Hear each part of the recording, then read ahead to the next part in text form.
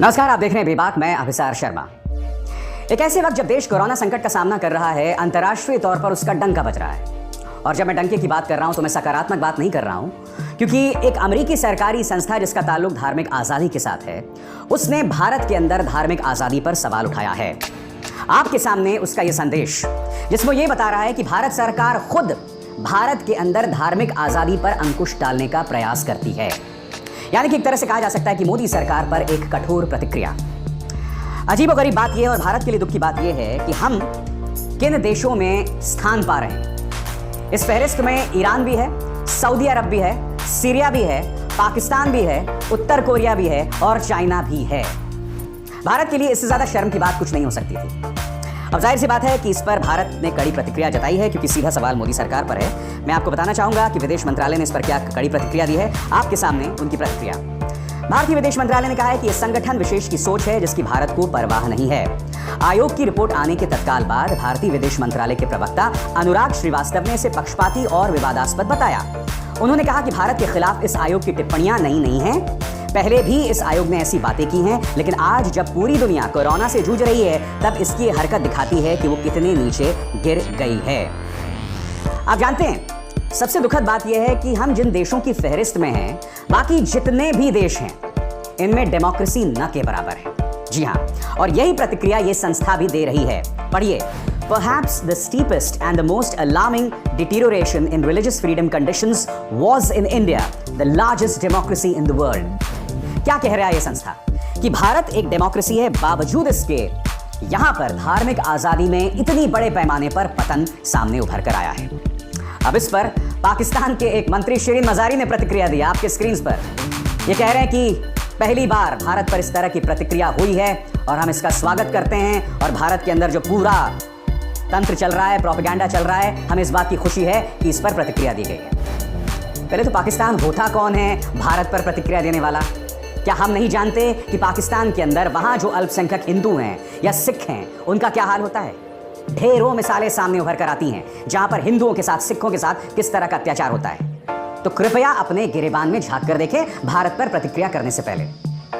मगर मैं कुछ और कहना चाहता हूं। एक छुटभैया सा देश हम पर प्रतिक्रिया करे और हम उसका जवाब दे सकते हैं, जैसे मैंने जवाब दिया। मगर आपको यह सोचना होगा कि ऐसा क्या हो गया 6 सालों में कि अब हमारी तुलना पाकिस्तान, नॉर्थ कोरिया और सीरिया से होने लगी, सऊदी अरब से होने लगी। हम ये कह सकते हैं कि पाकिस्तान को क्या हक है बोलने का? हम जानते हैं 1977 से लेकर अब तक पाकिस्तान में धार्मिक आजादी न के बराबर है। वहां के अहमदियों के साथ क्या होता है, बलूचियों के साथ होता है, हिंदू और सिखों के साथ होता है, हम सब जानते हैं। मगर आज इतने बुरे दिन आ गए कि पाकिस्तान को कोस कोस कर अब हमारी तुलना उनके साथ हो रही है। और ये मत सोचिए, देखिए हमारे लिए बहुत आसान है कि अगर हम अपनी गर्दन जो है वो रेत में दफन कर दें। मगर क्या आप नहीं जानते हैं कि पिछले कुछ दिनों में जो मध्य पूर्व के देश हैं वो अचानक कैसे सक्रिय हो गए? आपके स्क्रीन पर एक के बाद एक मैं आपको लगातार बता रहा हूं कि मध्य पूर्व के देशों में किस तरह की प्रतिक्रियाएं हैं।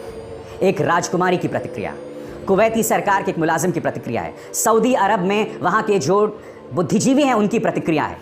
नतीजा क्या होता है? हमारे विदेश मंत्रालय में जो सर्वा हैं, विदेश मंत्री एस जयशंकर, वो सक्रिय हो जाते हैं। क्योंकि आप जानते हैं बहुत ज्यादा दिन नहीं हुए जब प्रधानमंत्री को एक बहुत ऊंचे सम्मान के साथ नवाजा गया था। जी हां, आप जानते हैं यूएई का जो हाईएस्ट सिविलियन ऑनर है, ऑर्डर ऑफ जायद, ये प्रधानमंत्री को दिया गया था सिर्फ 8 महीने पहले।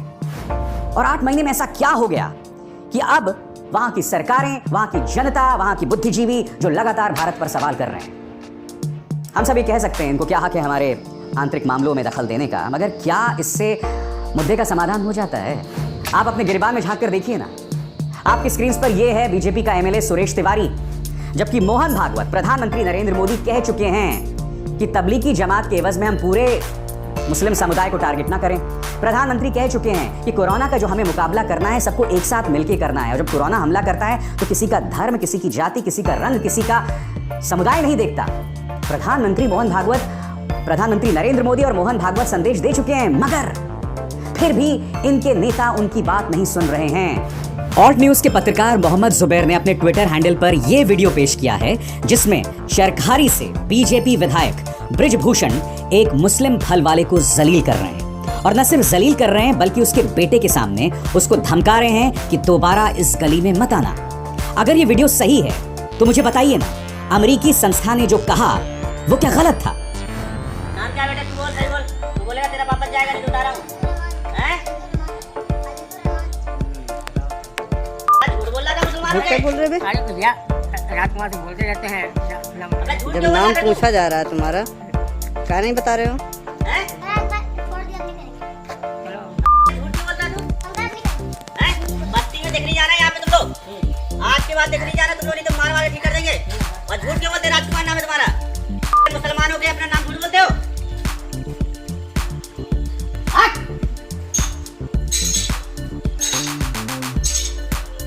देख मत जाना यहाँ मोहल्ले में। राजकुमार नाम बता रहा था अपना। हैं? हाँ, मुसलमानों के अपना हिंदू नाम बता रहा है। झूठ बोल रहे हो, सब्जी बेच रहे हैं। क्या ये हकीकत नहीं है कि मुसलमानों का सोशल बॉयकॉट कई जगहों पर चल रहा है, बाकायदा उसको अंजाम दिया जा रहा है?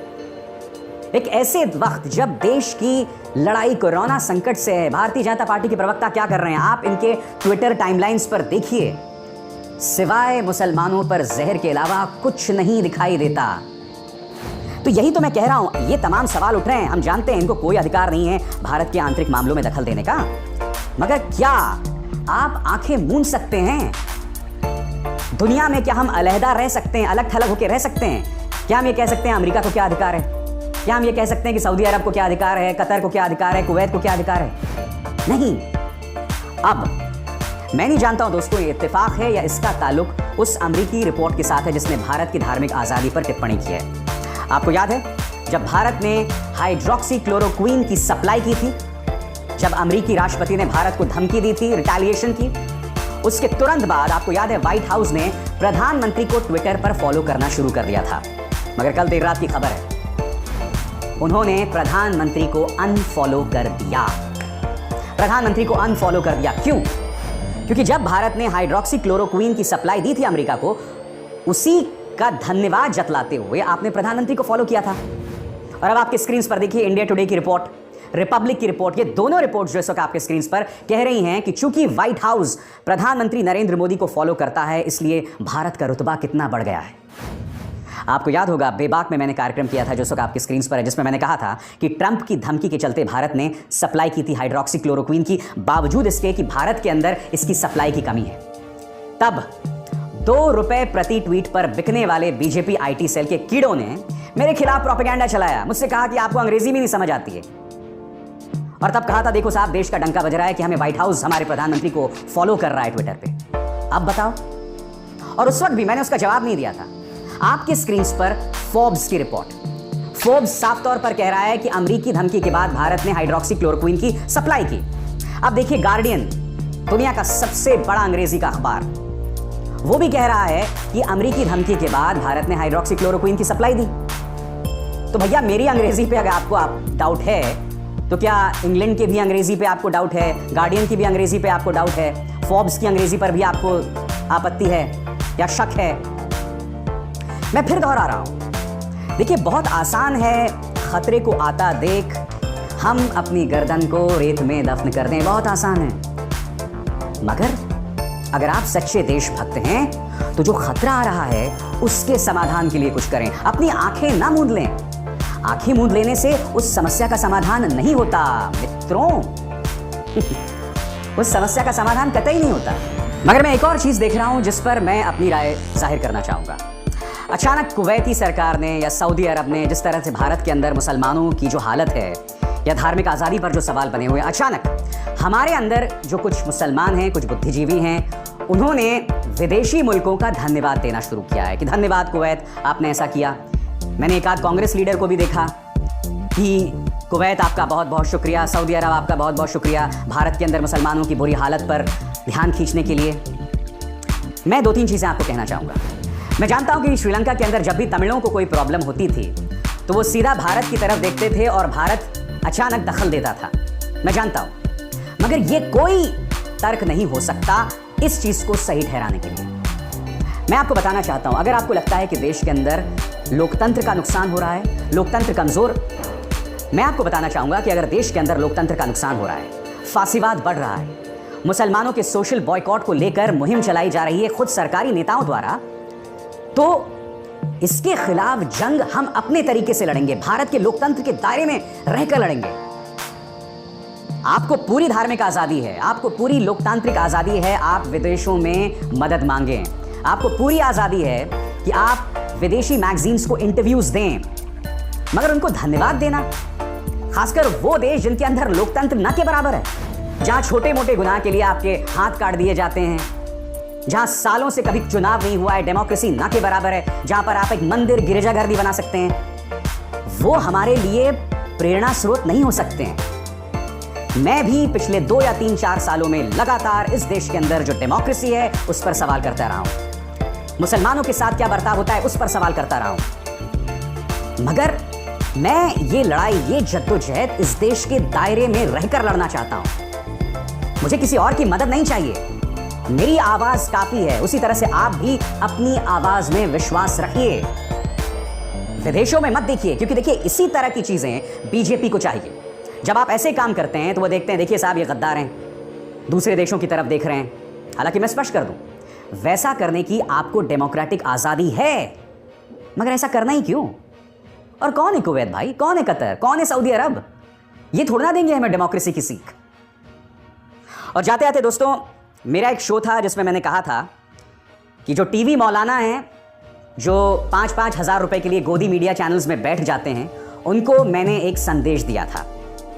आज मैं एक अपील अपने तमाम दर्शकों से करना चाहता हूं। मेरी आप सबसे अपील है कि आप लोगों ने मेरी इस मुहिम का जबरदस्त साथ दिया था, आप सबको बहुत बहुत धन्यवाद। मगर मेरी आपसे एक और अपील है कि ये जो टीवी मौलाना हैं, जो बैठ जाते हैं गोदी मीडिया चैनल पर और धर्म को बदनाम करते हैं, मुसलमानों को बदनाम करते हैं, इनके खिलाफ आप लोग कृपया जहर ना उगलें, इन्हें हिंसा की धमकी ना दें।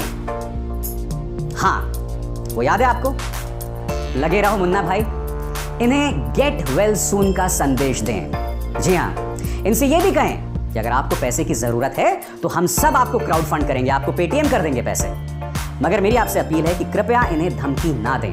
और मेरी अपील उन प्लेटफॉर्म से भी जो मेरे वीडियो को उठाकर तमाम मौलवियों की शक्लें जोड़ देते हैं, प्लीज मेरी अपील एक सामान्य अपील है, किसी व्यक्ति विशेष को लेकर नहीं है। हां, और एक बार फिर उन मौलानाओं से मैं कहना चाहता हूं, मैं नहीं जानता हूं कि आपकी क्या मजबूरी है कि आप बार बार उन गोदी मीडिया चैनल्स में जाके बैठ जाते हैं, मगर मैं फिर दोहराना चाहूंगा कि आप कौम का कितना बड़ा नुकसान कर रहे हैं यह आपको भी अंदाजा नहीं है। या तो आपको इस बात का आभास नहीं है, या रुपयों की और सिक्कों की खनक के सामने हम सब चीजें अनसुना कर देते हैं।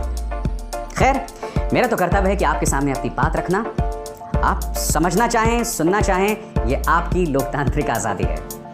बेबाक में बस इतना ही। इस कार्यक्रम को ज्यादा से ज्यादा लोगों तक पहुंचाएं, लाइक करें,